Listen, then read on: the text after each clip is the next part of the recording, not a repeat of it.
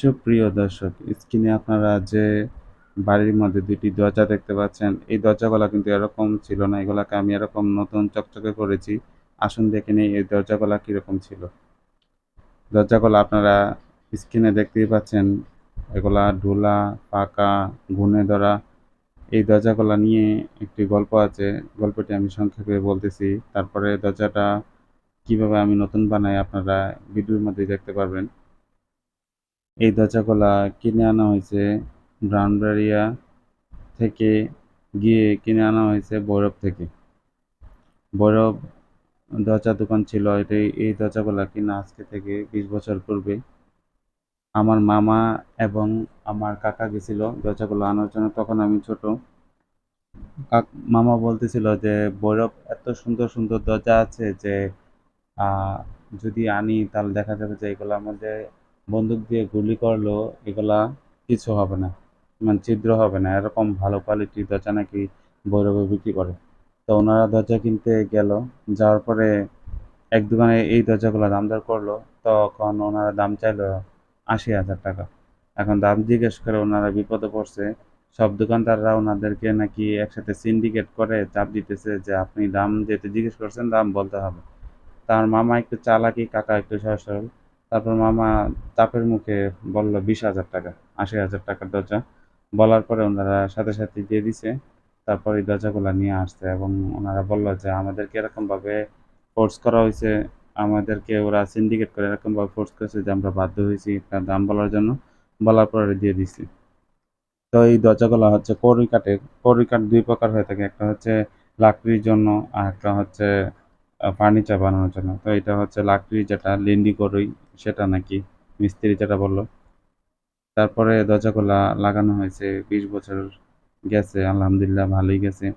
এটি হচ্ছে আমাদের বাসা বাড়ি, মানে এখানে এই বাসাটা ভাড়া দেওয়া থাকে, আমরা পাশের বাড়িতেই থাকি। তো দেখা গেছে যে ভাড়াটিয়ারা এটা ইউজ করে, এর জন্য আরও বেশি খারাপ অবস্থা। এখন আমি দরজাটাকে একদম নতুন করার জন্য প্রথমে প্রোডিং বানিয়েছি। টাকা খরচ না করে ভাবলাম যে দরজাটা কিছুদিন পর চেঞ্জ করে ফেলবো না, আপাততের জন্য পুডিং বানিয়ে এটা পুডিং লাগালাম। পুডিংটা বানাইছি আপনার, এই বাসাটা রং করার পর কিছু রং এক্সট্রা ছিল, সেই রঙগুলোর সাথে অল্প পরিমাণ চক পাউডার মিশিয়ে আমি যে ফাঁকা ফাঁকা ছিদ্র জায়গাগুলো ছিল সেখানে লাগিয়ে দিচ্ছি হাতের সাহায্যে। এবং লাগানো শেষ হলে যখন শুকিয়ে গেছে তখন আমি সিরিজ কাগজের সাহায্যে ঘষে নিলাম এবং ভালোভাবে পরিষ্কার করে নিতেছি, রংটা যেন চলটে চলটে যেন না ওঠে। কারণ এখানে ধুলা ধুলা অবস্থায় যদি আমি দিই তাহলে দেখা যাবে যে রংটা চলটে উঠে যাবে। এজন্য ভালোভাবে পরিষ্কার করে আমি রংটা লাগাবো। এই যে দেখেন দরজাটা পরিষ্কার করার পর কিরকম দেখাচ্ছে। দরজাটার নিচের পাটটা কিন্তু একদম খুলে পড়ে গেছিল। আর এই দরজাতেও সমস্যা আছে। এই যে দেখেন নিচের পাটটা খোলা ছিল, এটা লাগানো হয়েছে এবং এটার মধ্যে ছিদ্র আছে, ফাঁকা জায়গা আছে। ফাঁকা জায়গাগুলো আমি পুডিং লাগিয়ে দিয়েছি, নিজের হাতে তৈরি করা পুডিং, রং দিয়ে এবং চক পাউডার দিয়ে।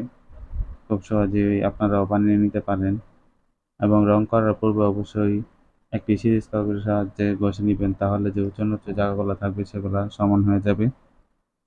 এই যে দেখেন এই দরজাটার কিন্তু নিচের পাটটা খোলা ছিল এবং দরজার ছিদ্র, আর দরজাটা এরকম একটা অবস্থায় আছে যে লাকড়ি, যে একদম লাকড়ি, কারণ কাঠের মধ্যে কোনো ধরনের কোনো ময়েশ্চার নেই। এই যে দেখেন এই দরজাটার অবস্থা দেখেন, কতগুলা ছিদ্র ছিল, কতগুলা ফাঁক ছিল। পুরাটার মধ্যেই আমি ভালোভাবে কোডিং লাগিয়ে দিয়েছি।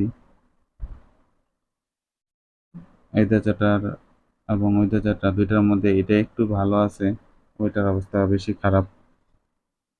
দেখা গেছে যে এই দরজাটা ইউজ করা হয় কম, কারণ এই পাশে খাট থাকে। এই যে দেখেন আমি আজকে থেকে রং দেওয়া শুরু করলাম। এই যে রং দেওয়া এক সাইডে শেষ হলো এবং অপর পাশেও রং দেওয়া হয়ে গেছে।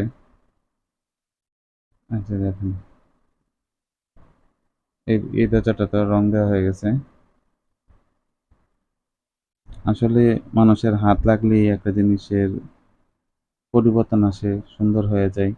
কত পুরনো দরজাটা এখন দেখেন, কেউ দেখলে দূর থেকে কিন্তু ভাববে না যে এটা পুরনো দরজা, মানুষ মনে করবে যে এটা নতুন দরজাই।